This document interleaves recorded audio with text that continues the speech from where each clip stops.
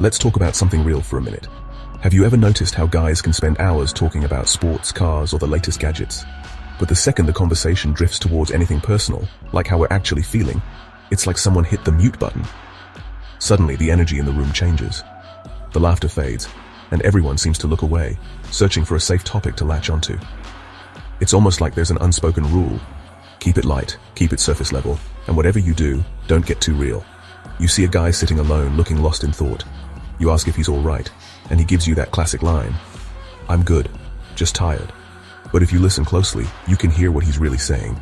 "I'm struggling, but I don't know how to talk about it." It's like we've all learned to speak in code when it comes to our emotions, hoping someone will understand without us having to spell it out. We'll argue for hours about which barbecue sauce is best or who should have won last night's game. But the moment someone brings up anxiety, depression, or just feeling down, the whole vibe shifts. Suddenly, everyone's quiet, eyes glued to their phones or the grill, hoping the topic will just go away.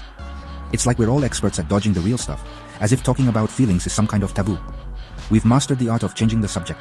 It's almost automatic, like a reflex we've practiced our whole lives. The second things get uncomfortable, we pivot to something safe, something that won't make us feel exposed or vulnerable. The truth is, every man is handed an emotional toolkit as a kid, but most of the tools are missing. We're taught that anger is okay, maybe even toughness or confidence, but sadness, fear, or even just admitting we're overwhelmed? Those tools are locked away, hidden behind layers of man up and don't be weak. It's like we're expected to build a house with only half the equipment. We grow up believing that if something's broken, we should just fix it. But emotions aren't like a leaky faucet or a flat tire. You can't just grab a wrench and tighten a bolt to make anxiety or sadness disappear. And when we can't fix what we're feeling, we get frustrated, confused, and sometimes even ashamed. So what do? We put on a show, we laugh, we joke, we act like everything's fine, even when it's not. We become experts at hiding what's really going on inside, putting on a mask for the world while we're screaming for help on the inside. It's exhausting, but it feels safer than letting people see the cracks. It's not that men don't feel deeply, we do.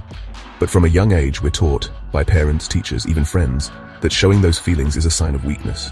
So we learn to hide them, to bottle them up, to pretend they don't exist. The world tells us that showing struggle is the same as admitting defeat. So we keep performing day after day, putting on a brave face at work, at home, with friends. But behind the scenes, we're running on empty, worn out from carrying the weight alone. The first step to changing this? Realizing that the show doesn't have to go on forever. We don't have to keep pretending. It's okay to take off the mask, to admit that we're not okay, and to ask for help. Maybe it's time for an intermission, a moment to pause, to check in with ourselves and each other, to have real conversations, not just about the things we love, but about the things that scare us too. Because that's where real connection starts. The silence we keep isn't a sign of strength. It's a habit we've learned, passed down from generation to generation. But habits can be broken. And maybe it's time we start breaking this one, together. We can't keep pretending forever. The world needs more honesty, more vulnerability, more real talk. It starts with one conversation, one moment of truth. The real strength isn't in hiding how we feel. It's in opening up, even when it's hard. That's how we start to heal, and how we help others do the same. So let's change the script. Let's make space for real conversations, for honesty, and for the kind of strength that comes from being true to ourselves and each other. Where does this tough guy act come from? It's not something we're born with. It's learned, passed down like a family recipe for emotional silence. For generations, fathers have taught their sons to hide their feelings, believing it's the only way to survive in a world that values strength over sensitivity. This unspoken rule gets handed down at dinner tables, in living rooms, and on long car rides, shaping how boys see themselves and what they think it means to be a man. As kids, girls are comforted when they cry. Boys, told to shake it off. That's the fork in the road, the moment when boys learn that their feelings are something to be hidden, not shared. It's subtle, but it's everywhere. On playgrounds, in classrooms, even at home. The message is clear. Emotions are for girls, not for boys. And so boys start to build walls brick by brick around their hearts. Movies and media reinforce it. Action heroes never admit fear, they just grit their teeth and save the day. Every blockbuster, every TV show, every comic book seems to say the same thing. Real men don't cry, real men don't show weakness. Instead, they bottle it up, push through, and keep moving forward no matter what. These stories become the blueprint for how boys and men are supposed to act. We grow up thinking a man is supposed to be a rock, stoic, unbreakable. We see our fathers, our uncles, our coaches all modeling the same behavior. Don't flinch, don't falter, don't let anyone see you sweat. Vulnerability is seen as a flaw, not a strength. So we learn to hide our true selves, even from the people closest to us. It's the man box. Rules like don't be weak, don't be emotional, always be in control. This invisible box is built from expectations, stereotypes, and old ideas about masculinity. It's a set of unwritten rules that limit who we can be and how we can act. Step outside the box, and you risk being judged, ridiculed, or even rejected.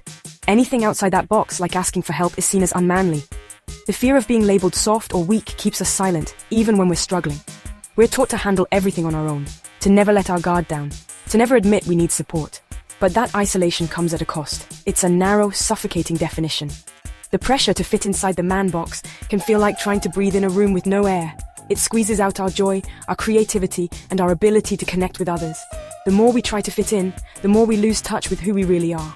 Society rewards the silent, stoic man. He's strong. The emotional man, dramatic. We see it at work, in friendships, even in our families. The man who keeps it all together is praised, while the one who opens up is often dismissed or mocked. This double standard keeps us locked in roles that don't fit.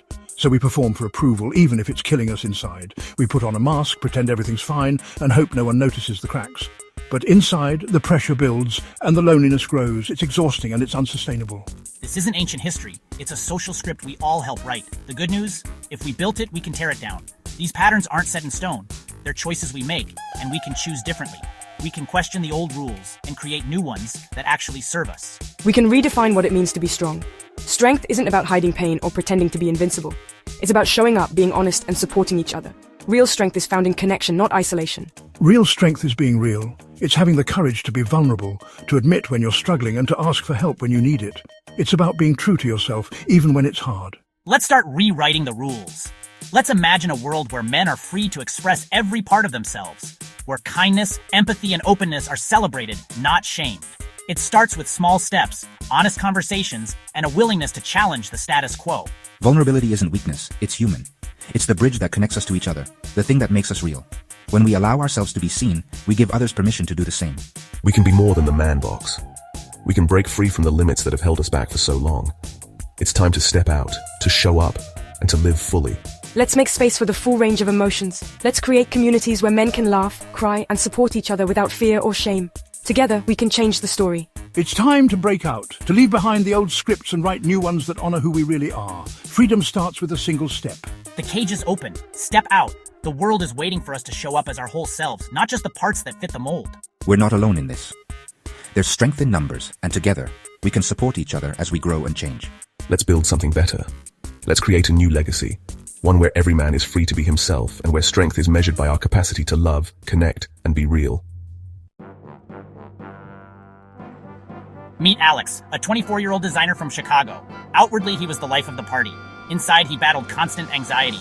In his friend group, jokes were the norm. Serious talk? Off limits. Admitting panic attacks felt impossible.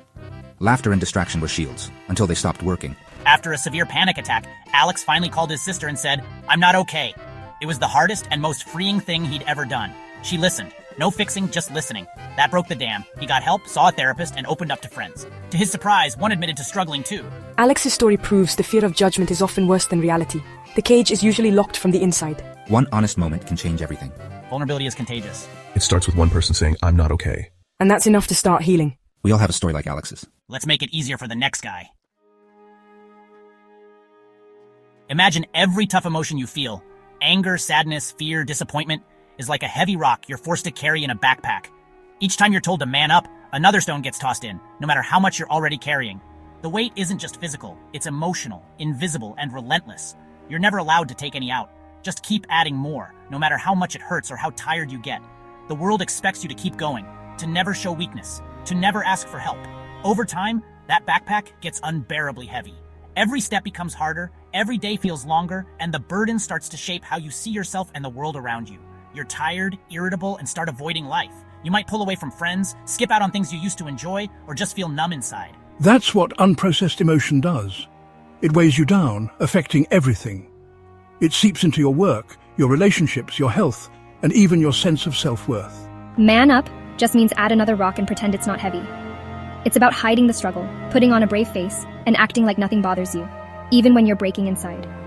It teaches men their feelings are a problem, something to be ashamed of or hidden away. The message is clear. Vulnerability is weakness, and weakness isn't allowed. This pressure leads to unhealthy coping.